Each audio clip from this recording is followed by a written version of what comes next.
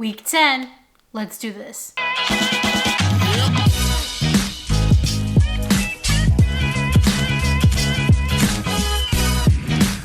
Good morning, YouTube. What's up, everybody? I hope you're safe and healthy and happy and doing okay. Yes, this is week 10. We are officially in double digits of marathon training. And wow, I can't believe how fast it's going, honestly. It's kind of scary. I have to apologize today. I ran 8 miles, then I threw myself in the shower, and then I threw myself on the couch and started filming. So not looking my best. It's been a while since I've actually done my hair for a video, but then I remember this isn't a beauty channel. I don't think anybody's here for beauty tips. So who cares? Screw it. This is gonna be your new thing. You're just gonna jump up on the couch and say hi to the camera, but not actually look at it? Oh, okay. Yeah, say hi. Okay. All right, so week 10 of marathon training generally went pretty well. Nothing too crazy to report. It was definitely harder in the earlier days of the week, like not Monday, but Tuesday and Wednesday, to get back into that groove because we were in Montauk the weekend, prior. So a little hard to get back into the swing of things, but all in all, I did manage to do that. And I had some tweaking that had to be done in this week as well because of the alleged Hurricane Henri that we were supposed to get, but ended up just getting a bunch of rain. Anyway, we'll get to all that. In total for the week, I ran 34.03 miles. Monday was a rest day and a travel day back from Montauk. Tuesday, I had 6 easy. Wednesday, I had a workout, which we will get to, but in total, it equaled 7 miles. Thursday was a rest day. Friday, I did 5 miles. I ended up doing 4 easy and then 1 harder mile for filming purposes. And then Sunday, I did 16 miles, 12 easy, and 4 at marathon pace. So from what I can remember, Tuesday's easy run of 6 miles wasn't anything too crazy to report. It looks like I stayed pretty much in pace, 8:54 averaging per mile there. Again, my easy pace is supposed to be anywhere from like 8:53, give or take 10 seconds, to about 9:15 a mile, give or take 10 seconds.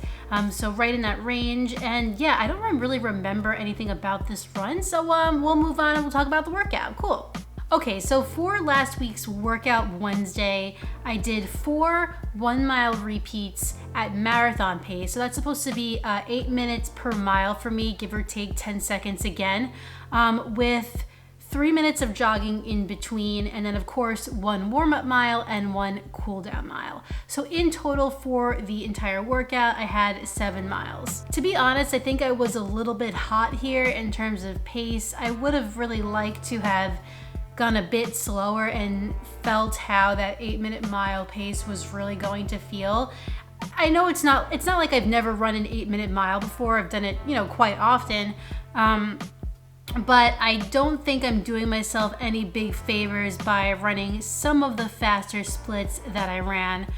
So for my splits, we had a 7:41, a 7:44, a 7:42, and a 7:47. So again, a little bit too fast, and I kind of struggled with that this week 11 as well, but we'll get to that next week. But all in all things considered, I did feel pretty strong. And what I've noticed from these workouts is that I tend to like the longer intervals a little bit more than the shorter ones. When I was doing like quarter-mile repeats at 6:28 per mile, that was super hard and definitely felt uncomfortable, which I think is the point. And then the half-mile repeats got a little bit mentally better and were still difficult, don't get me wrong, but not quite as difficult for me. And then the mile repeats, which is like what I'm more accustomed to and used to, those seem to be right up my alley, more of like my kind of taste of workout. So I've been enjoying them the past 2 weeks. Surprisingly, it doesn't feel like those workouts are as long as some of like the half mile repeat workouts were, which makes no sense, but it's like all a mental thing. One thing's for sure that I need to work on is getting out the door earlier. I struggled with that for my workout last week on Wednesday. Last week's shoe of choice for the workout was the Adidas Adizero Adios Pro 2.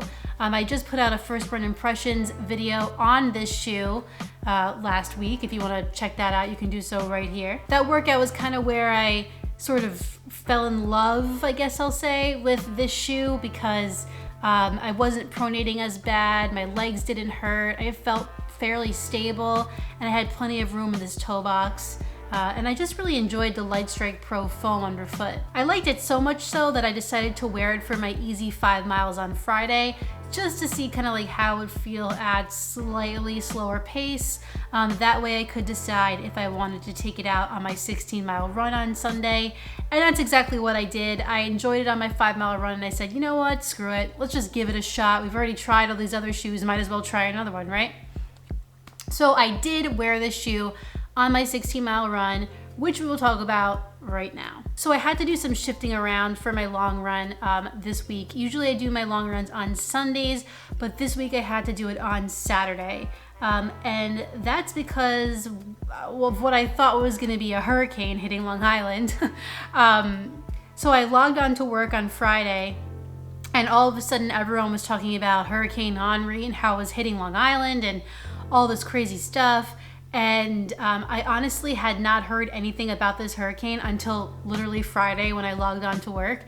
So that was great. And kind of during the first 3 hours of my shift, I was trying to decide what I was going to do about my long run. Was I going to do it on Saturday? Was I going to chance it and do it on Sunday, even in the pouring rain?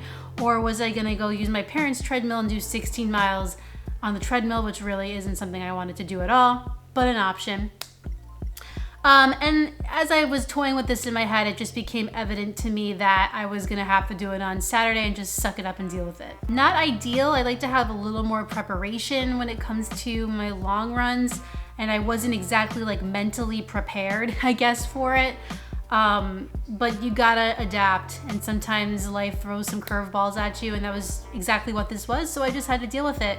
Unfortunately, I don't finish work till 11 p.m., so I couldn't really go to sleep early, but I don't commute right now, thank God. So I just, let the dog out, got in bed and went to sleep. Despite the last minute shift and the turn of events, I did pretty well on the run. Let me pull up my stats here. I did 16 miles, 12 were easy and 4 were at marathon pace.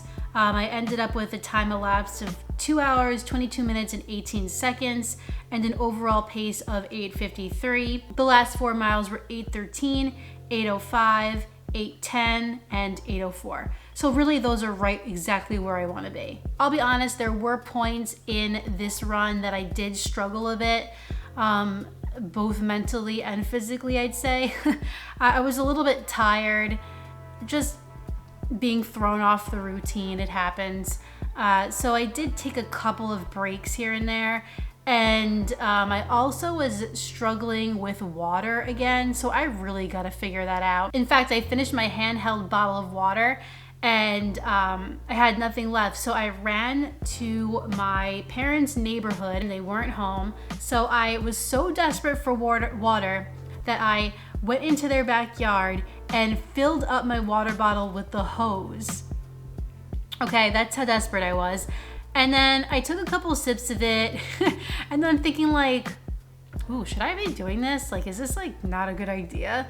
So then I Googled, can you imagine this is during a long run? So then I Googled, should I drink hose water or can I drink hose water? And it was like, we don't recommend that you do that. So I was like, great. So I spilled the whole damn thing out on my head, honestly. And then I was going around the neighborhood and my grandfather lives around the block from my parents. So I saw my mother's car there and I just started calling. I called my mom, I called my grandpa's house phone, nobody's picking up. So I just start calling my mother's name until she comes to the door and gave me a bottle of water, thankfully. So I downed that. At that point, I only had like 3 miles left or 2 miles left, but I was so thirsty that it was like I couldn't even wait another 2 miles. So I really got to dial that down. And I was talking to Kate, my coach, follow her down below, and she was saying that it's really important to make sure that you're hydrated like days before your long run. You know, you can hydrate all you want the day before and the night before, but really what counts is like a couple days beforehand. So that's what I'm trying now, trying to drink as much as I can. And I'm hoping that helps me kind of along the way here, and I'll feel a little bit more hydrated for Sunday. The Adizero Pro 2 held up really, really nicely. I didn't have any leg pain, and my toes had plenty of room. I felt like the shoe was protective, and this could be the marathon shoe. I'm gonna take it out again this weekend for 18 and see how it does.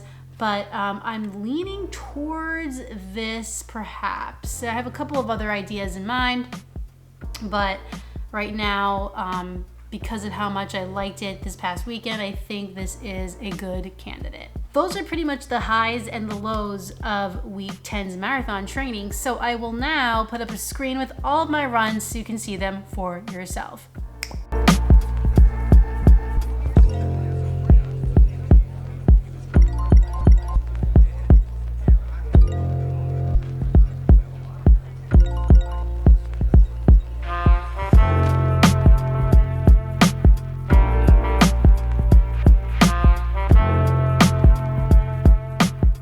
And that's it for week 10. I'm in the throes of week 11 right now, doing pretty good, feeling good. It's definitely starting to feel a little bit tired, but that is what marathon training does, and it's all about working through that so you can get stronger.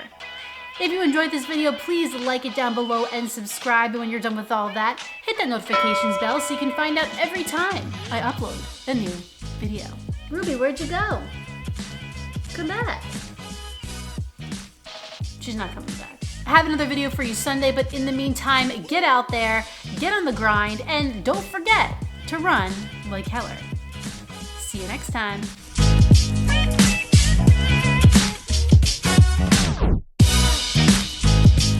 No, lay down. Come here. Come. Sit. Sit. No.